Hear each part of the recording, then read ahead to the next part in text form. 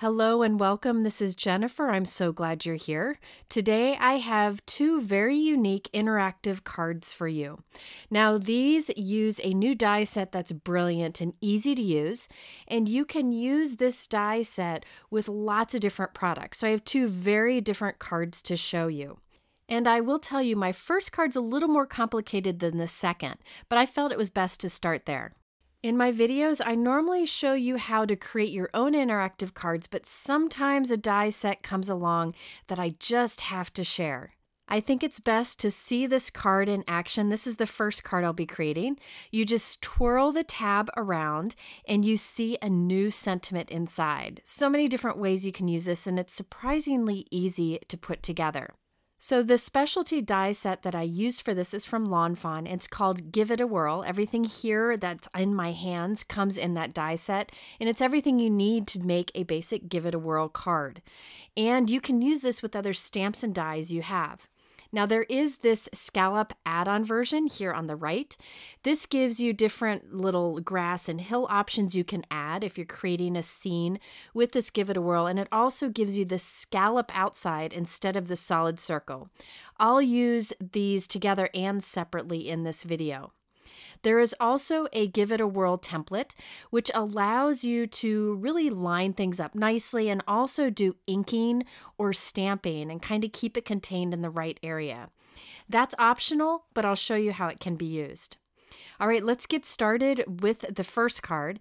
You want to use this one piece that looks kind of like Pac-Man with his mouth closed. So it's just a circle with a slit on one side. We'll start with this die to create our closed position. So whatever you want your card to look like when the whirling mechanism is closed, we're going to start with that.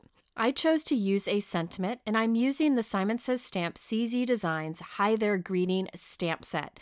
This is one of my favorites. It's well loved. I'm using the high sentiment from this. I thought that would look nice right there, bold in the center of this mechanism. Now I am teaming this up with a new Fawn stamp set called Henry's Build a Sentiment Spring, and there are many different words on here that you can form many different greetings. I'm going to stamp my sentiment before die cutting that circle so I can be sure it's centered. I'm using Versamark ink and stamping onto teal cardstock. I then will add white embossing powder and heat set it.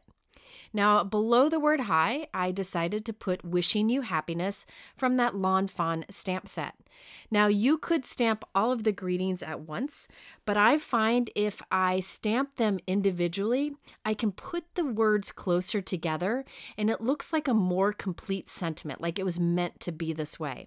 So now we have Hi, Wishing You Happiness.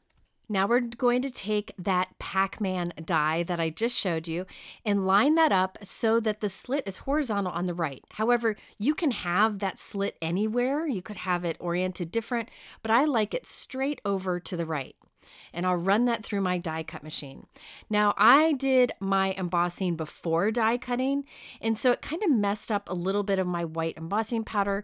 I'll just fix that with a white gel pen. If you want to avoid that, you could die cut and then do the embossing afterwards.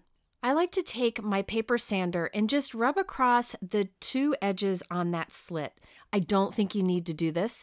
I just thought it made it smoother. I know the Fawn folks don't do this, so I don't think it's necessary, but I do it throughout this video just in hopes it helps a bit. Next, you'll need this funny looking, ovally kind of looking shape with the score line down the center. You're going to cut this from thin paper. So you can use like something you tear off of like junk mail. You could use printer paper, copy paper, even the non-sticky part of a Post-it note. Just don't use heavyweight cardstock for that one piece. Next, you'll need this piece here that looks a little silly. This is actually a tab. Now this you want to cut from your heaviest weight cardstock. Whatever you have that is heaviest weight will be best here. I'm using 110-pound cardstock.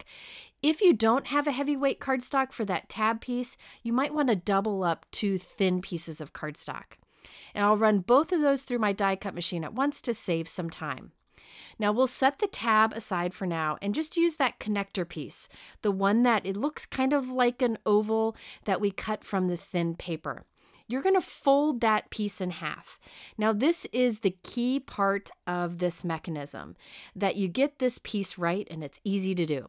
So I'm folding in half along that score line, and then I will cover one side of this with adhesive. I'm using my Gina K tape roller here. I find this is the easiest way to make sure you cover that entire side. I don't recommend using double-sided tape for this because it adds a little bulk. Now you'll flip your die cut over, and right along the bottom edge there of that slit, you're going to position this little connector piece so that the folded edge lines up with the slit. Now I'm going to show you closer so you can see. Now you just want to make sure that this is really secured there and that that folded edge of that connector piece lines up with the top of the slit. So you can see it lines up perfectly there. You could use liquid adhesive here, but if you do, use very little because you don't want it to ooze out. You want no extra glue around this piece. Okay, I used that same Pac-Man die to cut from another piece of cardstock. I used white this time. You could use whatever color you want. This one won't be seen. I like to tuck something into that little connector, that folded over connector piece, so that I can cover the other flap of this with lots of adhesive. Make sure you cover the whole thing. By tucking that cardstock in there, you can kind of control and it doesn't go all over your blue piece. All right, now we're going to put these together, and it's very easy to do. You line up the slits of the two together. So the only glue there is on that little connector flap. That's it. That's all that's connecting these together. You really want to press this together. You could use a bone folder too if you want to make a good connection. And here, let me peel this open just so you can see the only thing connecting it is that little folded connector piece. And as a reminder, what you're seeing here is what you will see when the Whirl feature is closed. So I do need to mention that on that piece that we just created, I did some heat embossing. You only want to do stamping or heat embossing here. You do not want to add any dimension or texture. I wouldn't add die cuts or gemstones to this. It'll just cause the Whirl feature to not work as well. We will be able to add die cuts to the next step, but for now, on this top piece of the Whirl feature, you want to leave it simple, flat, stamped sentiments or stamped images. We do need to add the tab over there on the right so that the recipient can do the Whirl feature. Now you need that little tab die cut we created earlier from heavyweight cardstock. And where I put the pen there is where you want to apply the adhesive, only to that part. Now this gets tucked in and gets glued to the back of that blue circle in between the two circles of our mechanism. And you can see the right edge just goes right along that curved edge of the circle. And the top edge of that tab lines up nicely with the top of the slit. And that's super easy to add. And again, that's heavyweight cardstock. Looks a little silly at this point, but I promise it'll come together later on. Okay, now it's time for the inside of our Whirl feature. What you will see when the person turns it and you have that second scene that is revealed. Now in this area, you can do whatever you want. You could use the template that I showed you to mask off and do a bunch of inking or stamping in here. You can add simple die cuts. You just don't want too much dimension. I'll use a die cut. But if you wanted to, remember there is this mask that is the same opening as the Pac-Man circle die we used earlier. So you could create your own mask if you wanted to, but these are handy. So you can do anything inside of this mechanism as long as it stays in that circle area, because you want the front piece of the mechanism to block it, right? So I decided instead of doing inking or stamping on the inside, I was going to add a heart die cut.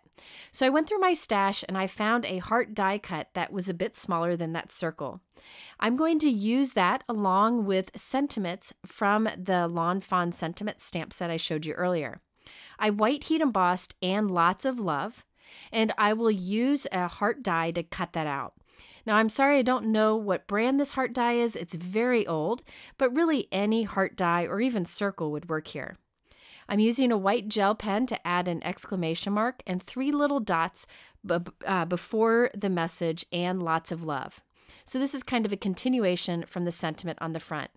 Now for this inside of the Whirl feature, we need the other big circle die cut. Now you can see here in the Give It Whirl die set, you have that big circle with faux stitching on it, or you can use the scallop circle from the add-on set. Now for this card, I'm going to use the scallop circle. On my next card, I'll use the one that comes in the basic set. So you're going to use that bigger circle, in this case the scallop one. It also creates a little slit, so it kind of looks like Pac-Man too. I'll put adhesive on the back of the heart and add it to white cardstock. Then we can use our larger Pac-Man die, I'm going to use the scallop one, to cut from this. We need the slit from that die to go through both layers, so it's best to glue them together first. Now you could just eyeball it and center that heart in there. Or maybe you have something more complicated in there and you need to center it. Use that template circle to just go right over your heart. You can see through it to make sure it's centered over it. Then take your scallop die, make sure it's centered around that circle, and then remove that template. And now you can tape that down and die cut it. Or again, you could eyeball it if you wanted to. Run that through my die cut machine, and now I have the inside of my twirl feature. This one has like a partial slit there. I'm going to use my sanding tool again just to smooth out those edges.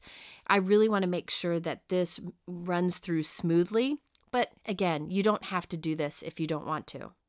Now I did decide I wanted to stamp a heart in there underneath my sentiment, so I'm going to do that now before I glue everything together.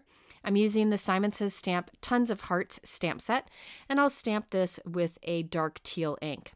So again, in the center of this circle here, you can do any stamping, inking, stenciling you want, as long as you stay within the confines of that template.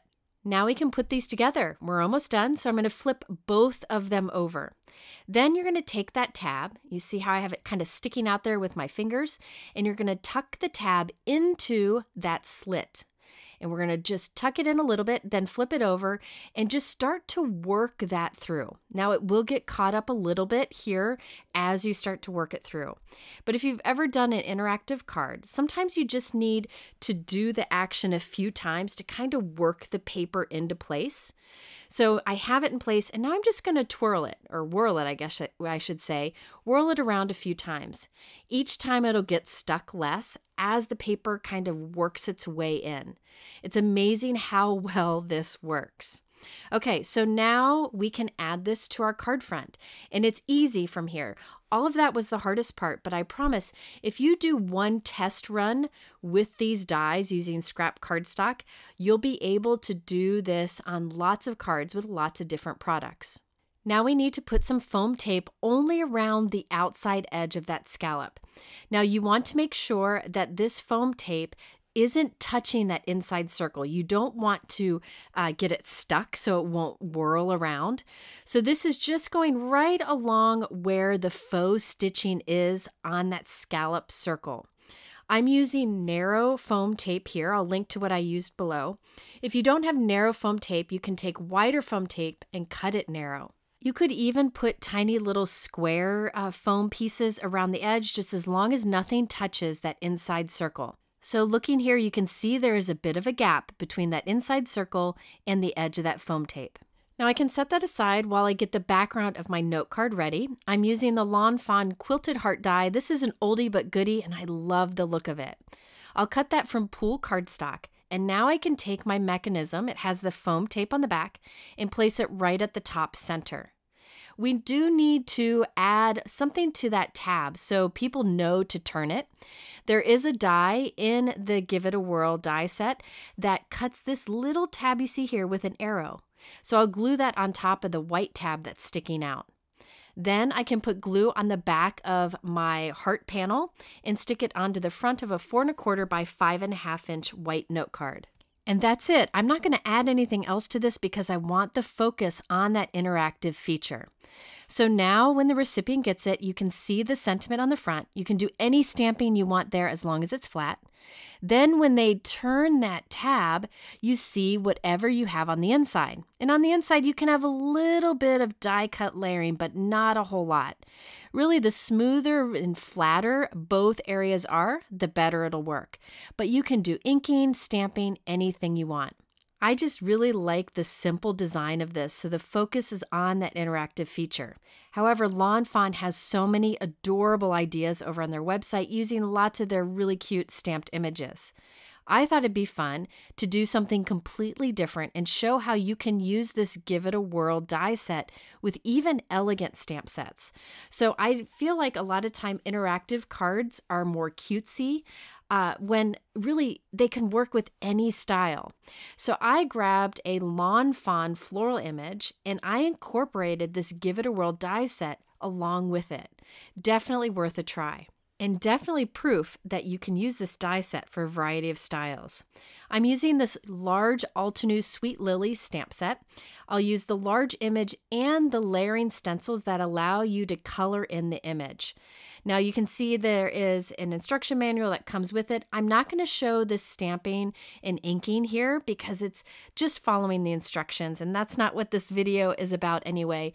But I just wanted to show you that you could use any background stamping or stenciling and incorporate it in with this Give It a Whirl die set.